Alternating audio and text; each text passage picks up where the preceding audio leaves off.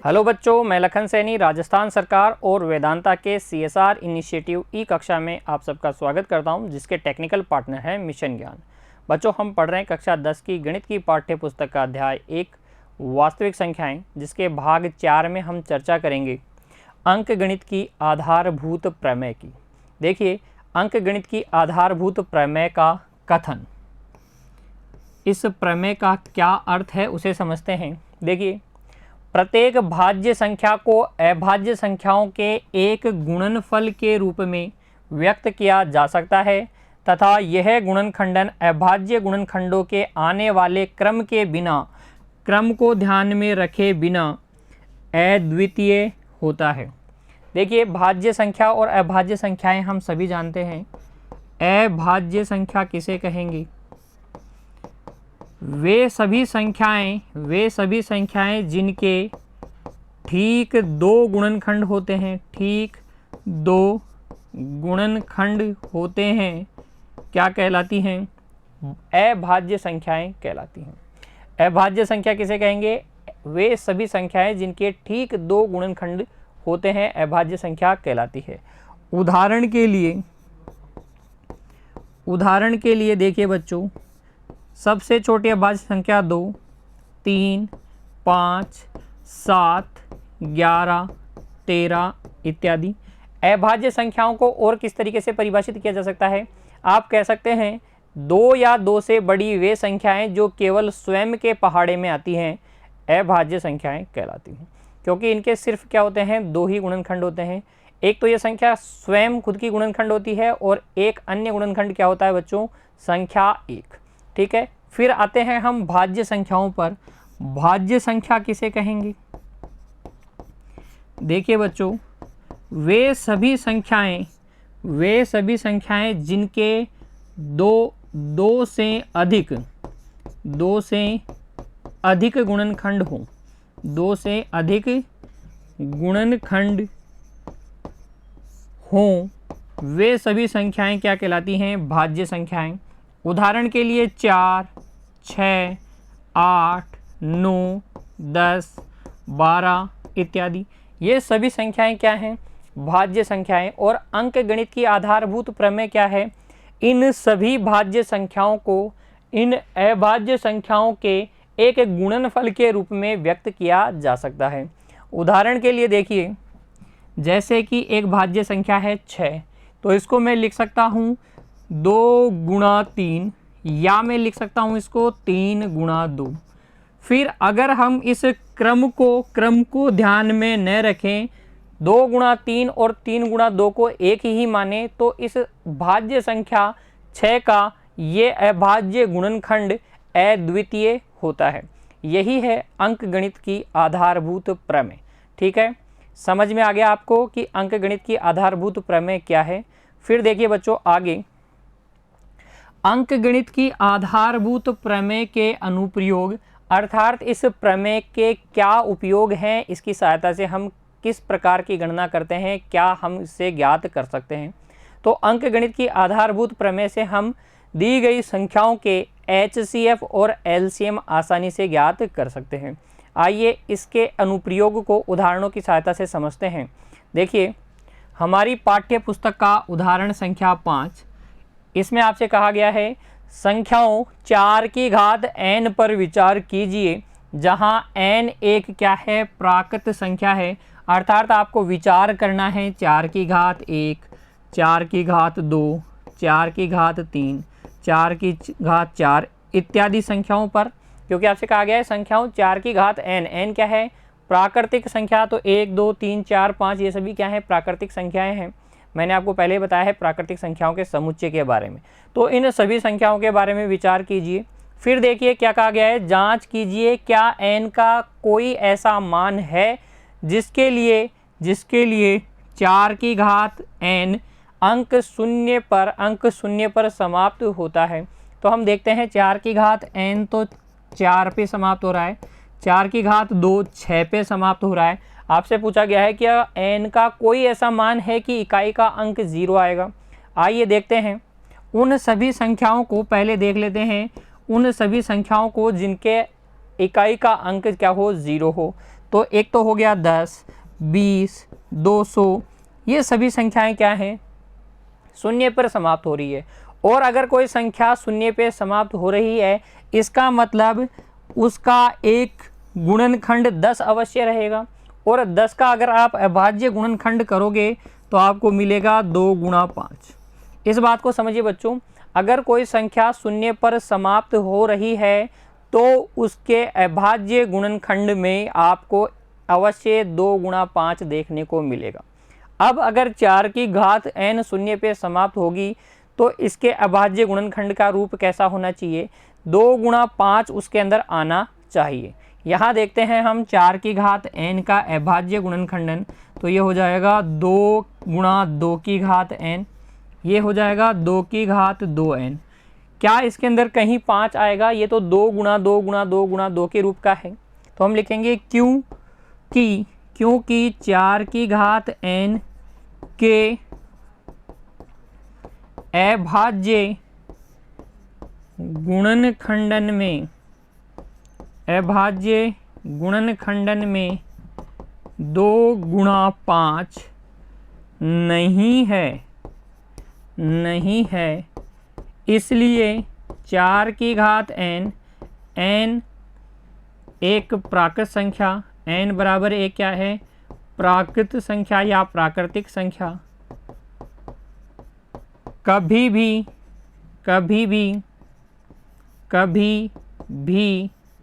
शून्य पर समाप्त नहीं होगी।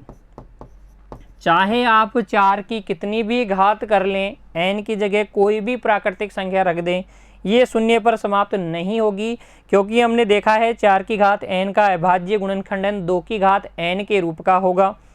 2 गुणा 5 इसमें नहीं होगा, और जिसमें 2 गुणा 5 नहीं होगा उसका एक गुणनखंड 10 नहीं होगा, और जब तक एक गुणनखंड 10 नहीं होगा वो शून्य पर कभी भी समाप्त नहीं होगी, तो ये कभी भी शून्य पर समाप्त नहीं होगी। तो इस प्रकार के प्रश्नों का हल कर सकते हैं हम अंकगणित की आधारभूत प्रमेय की सहायता से। फिर देखिए हमारी पाठ्य पुस्तक का उदाहरण संख्या 6, इसमें आपसे क्या कहा गया है, संख्याओं 6 और 20 के अभाज्य गुणनखंडन विधि से HCF तथा LCM ज्ञात कीजिए।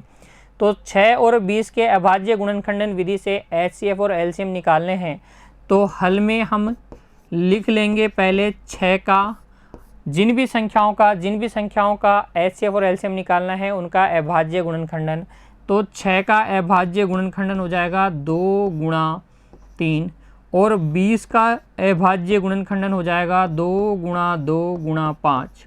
अभाज्य गुणनखंडन करना तो आपको आता है ना बच्चों, देखो इस तरीके से 2 का भाग लगाएंगे सबसे छोटी अभाज्य संख्या का, 3 बार जाएगा, फिर 2 से बड़ी अभाज्य संख्या 3 का भाग लगा देंगे। 20 का अभाज्य गुणनखंडन भी दिखा दीजिए, 2 10 बार, फिर 2 का भाग लगाएंगे 5 बार, फिर 5 का भाग लगाएंगे 1 बार। या इसको मैं लिख सकता हूँ, देखो 2 की घात 2 गुणा 5 की घात 1। अब ध्यान दीजिएगा HCF किसका, 6 और 20 का। तो HCF का अर्थ होता है हाईएस्ट कॉमन फैक्टर, अर्थात सबसे बड़ा उभयनिष्ठ गुणनखंड। इन दोनों में उभयनिष्ठ कौन है, 2 इसमें भी है, 2 इसमें भी है। अधिकतम उभयनिष्ठ क्या है, इसमें 2 की घात 1 है, इसकी में 2 की घात 2 है, तो 2 की घात 1 उभयनिष्ठ है।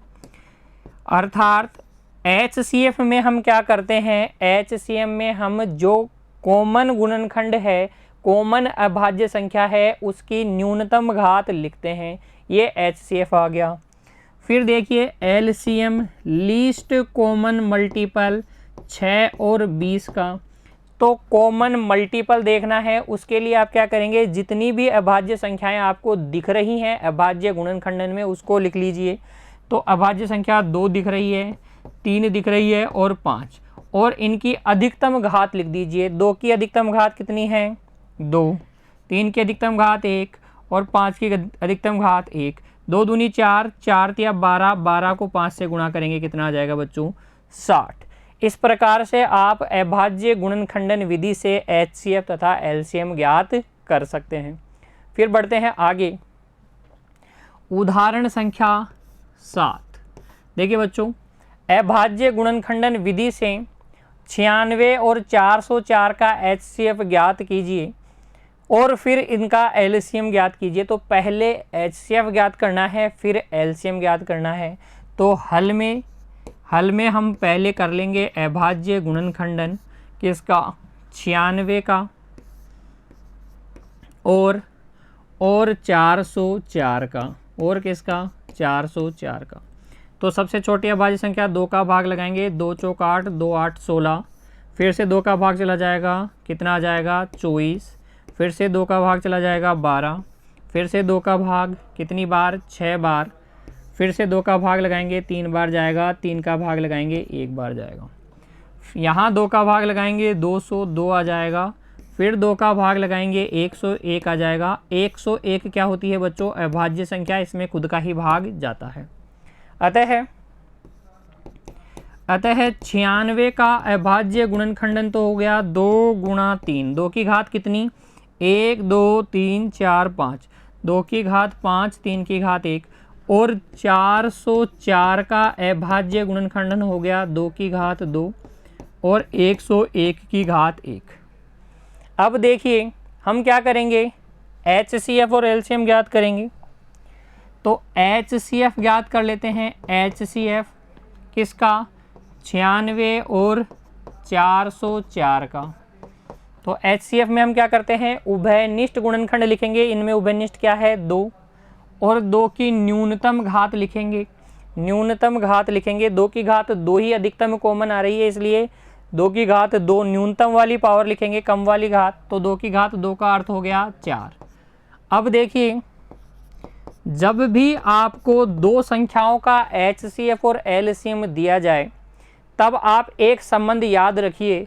वो संबंध है क्या, क्योंकि HCF of A and B multiply LCM of A and B equal to किसके होता है, A गुणा B के। दो संख्याओं का गुणनफल हमेशा बराबर होता है उनके HCF और LCM के। यहाँ HCF आ गया 4, LCM हमें ज्ञात करना है और संख्याएं हैं 404 और 96। तो LCM यहाँ से आ जाएगा 101 गुणा 96 अर्थात 69 और 96 कम 96, 96 कम 96, 9696। ठीक है, तो ये संबंध इंपॉर्टेंट है बच्चों, याद रखिएगा। दो संख्याओं के HCF और LCM का गुणनफल किसके बराबर होता है, उन संख्याओं के गुणनफल के बराबर होता है। यहाँ आपसे क्या कहा गया था, इन दोनों संख्याओं का HCF ज्ञात कीजिए फिर LCM ज्ञात कीजिए, अर्थात HCF की सहायता से आपको LCM ज्ञात करना था, तो इस तरीके से आप ज्ञात करेंगे। इस संबंध को नहीं भूलिएगा बच्चों, HCF गुणा LCM बराबर A गुणा B। फिर बढ़ते हैं आगे। देखिए पाठ्य पुस्तक का उदाहरण संख्या 8। यहाँ आपसे कहा गया है संख्या 6, 72 और 120 का अभाज्य गुणनखंडन विधि द्वारा HCF तथा LCM ज्ञात कीजिए। तो हल में हम पहले कर लेंगे इनका अभाज्य गुणनखंडन। तो देखिए 6 का अभाज्य गुणनखंडन तो बहुत आसान है, 2 3 3 1। फिर हम देखते हैं 72 का अभाज्य गुणनखंडन। तो 2 का भाग लगाएंगे 36 आ जाएगा, फिर 2 का भाग लगाएंगे 18 आ जाएगा, फिर से 2 का भाग लगाएंगे 9 आ जाएगा, फिर 3 का भाग जाएगा, 2 का नहीं जाएगा, 3 3 9, और यहाँ पे 3 का भाग लगाएंगे 1। फिर देखते हैं 120 का अभाज्य गुणनखंडन। तो यहाँ पे 2 का भाग लगाएंगे 60, फिर से 2 का भाग लगाएंगे 30, फिर से 2 का भाग चला जाएगा 15, अब 2 का भाग नहीं जाएगा, 3 का भाग लगाएंगे 5 और 5 का भाग लगाएंगे 1। अतः 6 तो हो गया 2 की घात 1 गुणा 3 की घात 1। 72 का अभाज्य गुणनखंडन हो गया 2 की घात 3 गुणा 3 की घात 2, और 120 का अभाज्य गुणनखंडन हो गया 2 की घात 3 गुणा 3 की घात 1 गुणा 5 की घात 1। ठीक है, इस तरीके से आप अभाज्य गुणनखंड लिख लेंगे। उसके बाद आप निकालेंगे HCF और LCM। तो देखिए HCF किसका, 6 72 और 120, 6 72 120। HCM में हम क्या लिखते हैं, केवल उभयनिष्ठ गुणनखंड लिखते हैं, उसकी भी क्या लिखते हैं, न्यूनतम घात। उभयनिष्ठ है 2, उभयनिष्ठ है 3, तो 2 और 3 उभयनिष्ठ है, न्यूनतम घातें 1 1 है, इसलिए क्या आ जाएगा HCF 6, तथा LCM 6, 72 और 120 का जितनी भी अभाज्य संख्याएं आपको दिख रही हैं सबको लिख दीजिए 2, 3 और 5, 2, 3 और 5। अब देखिए 2 की अधिकतम घात, अधिकतम एलसीएम में अधिकतम घात लिखते हैं, 2 की अधिकतम घात है 3, 3 की अधिकतम घात है 2, ये 3, ये 2 और 5 की अधिकतम घात 1। तो यहाँ से देखिए 2 की घात 3 8, 8 पंजे 40, 40 को 9 से गुणा करेंगे तो 4 नाम 36, 360।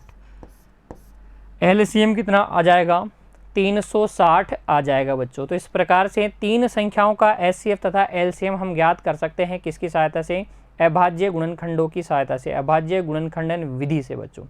उम्मीद करता हूँ अंक गणित की आधारभूत प्रमेय और इसके अनुप्रयोग आपको अच्छे से समझ में आ गए हैं। मिलते हैं अगली कक्षा में बच्चों, तब तक के लिए खुश रहिए, पढ़ते रहिए, धन्यवाद।